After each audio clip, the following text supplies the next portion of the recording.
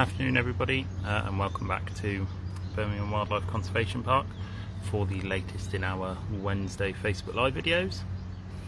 We are continuing our world tour today with our capybara, our lovely group of 3 girls. So as ever, feel free to send in any comments or questions you might have, otherwise we will just crack on with the video.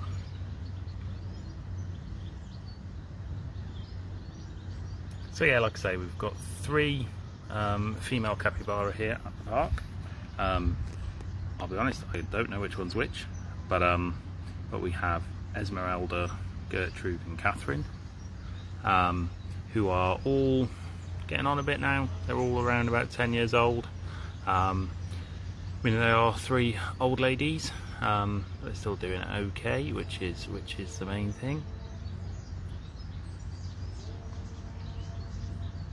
Hi everybody, hi Tim, hi Sue. Yeah, they are a favourite of a lot of visitors, Wendy. Yeah, everyone does seem to love capybara these days, which is very nice to kind of highlight them a little bit more.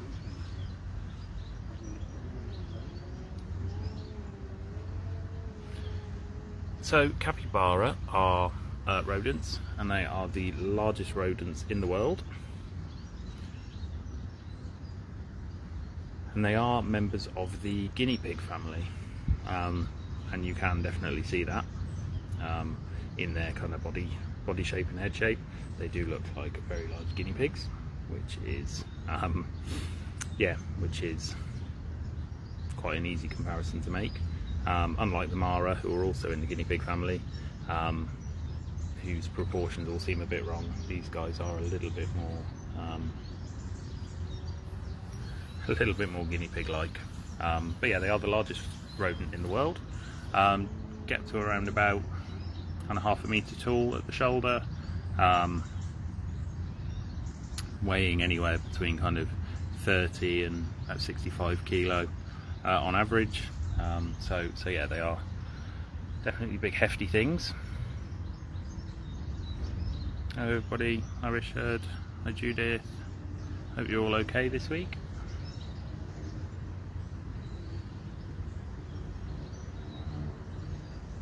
So capybara are found in South America, and they're actually found throughout all of South America. I think apart from Chile, they're found in every other country in South America. So they do have a really large range. They do go up in Central America a little bit there as well, but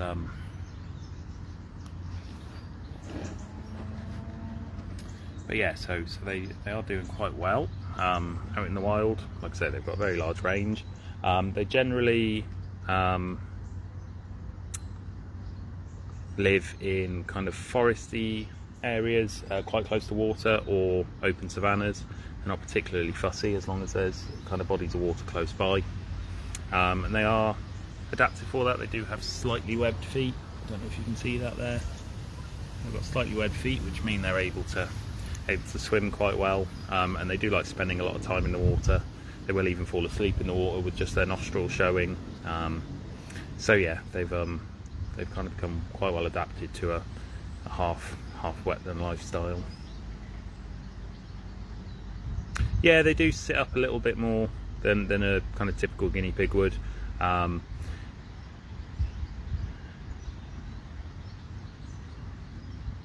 Yeah, I think their limbs are probably slightly longer in proportion to their body than a guinea pig's, but yeah, they do have a bit more of an upright posture than a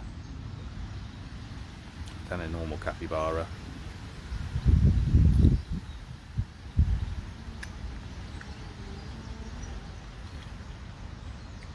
If I say normal capybara, a normal guinea pig, you know what I mean. So yeah, age-wise, these guys are probably actually up towards the top end of their age range. Generally, they live up to around about 10 years in captivity. So like I say, they are 3 old girls now. Yeah, they are definitely 3 old girls. In the wild, they generally only reach on average around 4 years of age, mainly due to predators and things like that. They do have a lot of predators out in the wild. things like jaguars, anacondas, mountain lions, anything like that would go for a capybara. Capybara is a nice easy meal. Obviously these guys living in wetland habitats as well, things like caiman would take capybara. So yeah, they do face a number of threats out in the wild from a kind of array of different predators. Yeah, so the feet have evolved around that kind of watery habitat, that wetland habitat that they live in. I'm sure in future we'd probably get even more, you know, the feet would probably become even more webbed, because they do spend kind of such a large amount of time in the water. So hierarchy wise, I'm not 100% sure. I don't really work with these guys very often at all. So yeah, I'm not sure if there is kind of a more dominant female than the others. And like I say, I don't actually know which one's which anyway, so I don't think it would be much use. I'm sure there is probably a little bit of hierarchy there. There will probably be a more dominant individual. But yeah, unfortunately I'm not 100% sure who that would be. Whoever this one is the one that came up and said hello to me, so maybe this one here is the most dominant of the group. So dietary wise, these guys generally feed on grasses and kind of wetland vegetation and things like that. That's pretty much the bulk of the diet. Here at the park we feed them a special guinea pig pellet, which we need to feed them just to stabilise kind of levels of vitamin C. They also get a little bit of veg, and we try to give them browse whenever possible. They particularly like things like willow and other kind of plant matter like that. So yeah, they do have a nice little varied diet. They can be very selective out in the wild with what they want to feed on. They'll have certain they'll be eating a certain plant, and if there's another plant kind of intertwined with that one, they will completely ignore the other plant and just focus on the one they want to feed on. So yeah, they are a little bit picky, but generally they seem to stuff their faces quite well, which is good. It has just started raining a little bit here, so I think that's why we're coming under shelter a little bit more. Got the two inside the house as well. Made a mess of their troughs.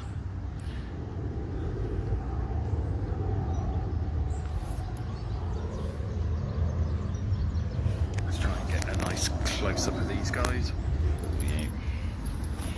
Their head on Cappy view. Hello. Oh, it's alright, you.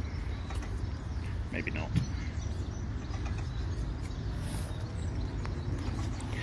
So for the three girls here, Tim, we feed, what is it? It's about 2, 3, 4, probably about 6 kilo of food a day,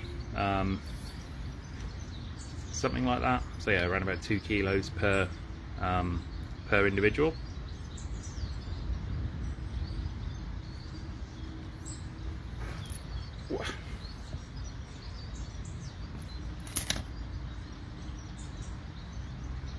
Yeah, they are grumpy looking things.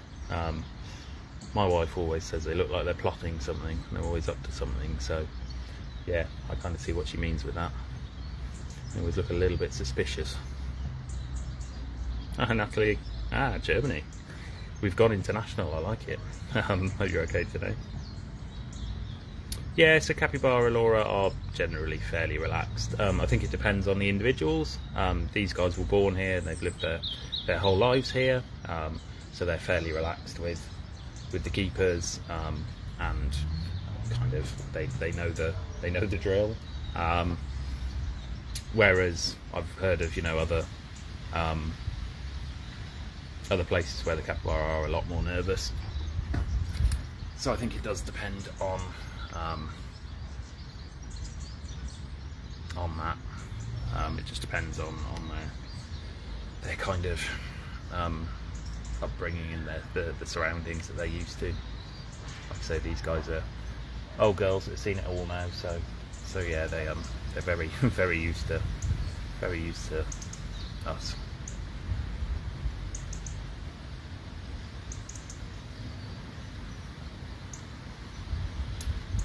So I've never actually stroked a capybara, so I wouldn't know. But their fur seems to be very coarse. You can see here it's very kind of coarse hair rather than a soft fur. So I'd imagine they do feel very coarse if you're going to be stroking them or anything like that. Yeah, we don't. We try not to kind of touch or handle our animals unless we need to. So yeah. Yeah, never really had the need to, but they do look very coarse rather than soft.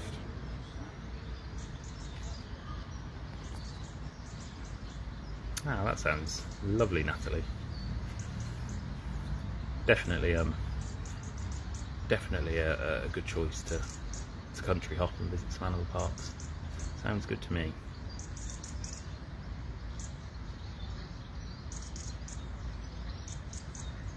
Yeah, so these guys don't actually need any kind of supplementary heating from us.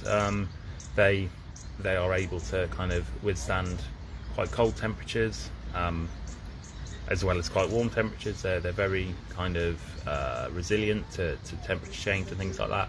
As long as they've got a nice straw bed, which they've got in here, they're perfectly fine. They can kind of bury themselves in that and then keep themselves nice and toasty. So yeah, they are able to deal with the whole kind of range of temperatures. Well, in the UK. So we're all going in now. We're all going in. Ooh, dear me. So, like I say, these guys have got a large range in the wild, and because of that large range, they are classed as least concern in the wild on the IUCN Red List. They don't face too many threats. The main threats they actually face are from kind of hunting. Because of their kind of semi-aquatic lifestyle, they are actually eaten for meat, especially during Lent and things like that. Much like beavers used to be in Europe, kind of classed more as an aquatic animal than a mammal. So yeah, they are allowed to be eaten during Lent and things like that. It depends on country to country. Some countries have got kind of really strict rules against it. Some are a little bit more relaxed. So yeah, that's kind of the main threat that these guys face. They do face a little bit of habitat loss, obviously, as pretty much everything does these days. But they are quite resilient, and they are quite hardy. They are able to kind of pop up in places you might not expect them, mainly through escapes from kind of private collections or zoos and things like that. Populations have been known to spring up in kind of Florida and California and things like that. So yeah, they do. They are quite a hardy species. So yeah, these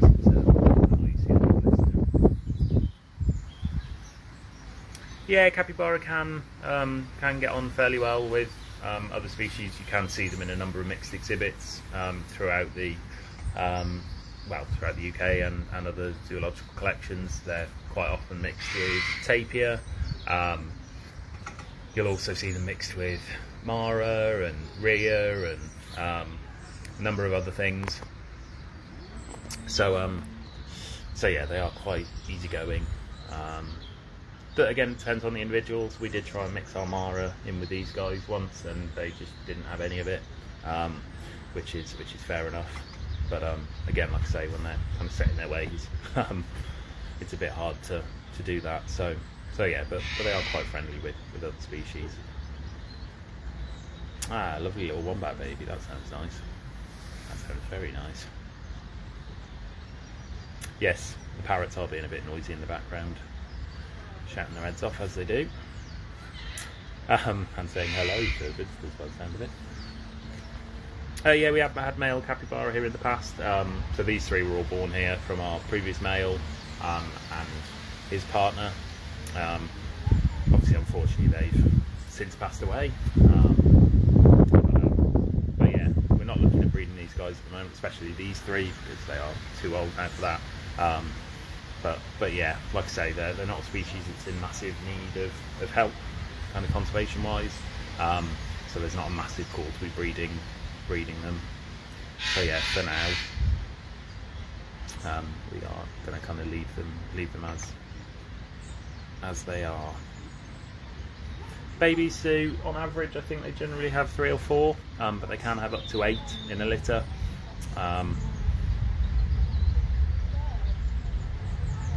So yeah, they can have quite large litters. Yeah, but on average it is around 3 or 4 individuals. And then again, the kind of survival chances of all of them, especially in the wild, are quite slim with all of the predators and things like that they can face. So yeah, they don't have an easy start in life, but there you go. Right guys, if you've got any last minute questions, feel free to send them in. Otherwise we will wrap up in a minute. We'll leave these guys to watch the rain from their indoors.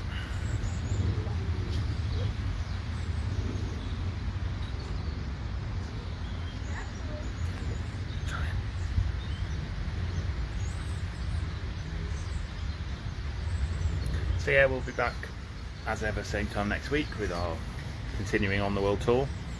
Can't remember what we'll be doing next week. We'll probably still be in Brazil. The majority of species here seem to be from Brazil, so we're definitely going to be sticking it in Brazil for a little while longer.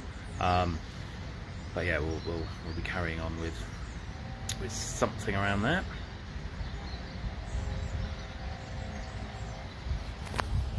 I'll just try and get a nice little close-up finish if you're going to let me.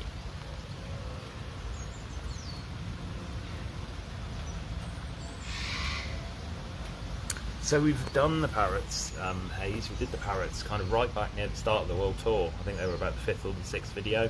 Yeah, if you kind of whiz up through our Facebook page, hopefully it's still there somewhere. It would have been around about January or February time that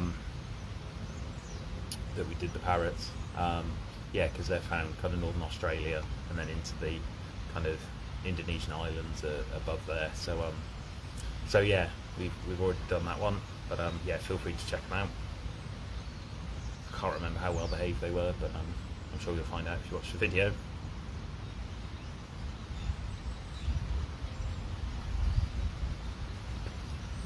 Right then guys, we will call it a day there. So thank you everybody for tuning in as ever.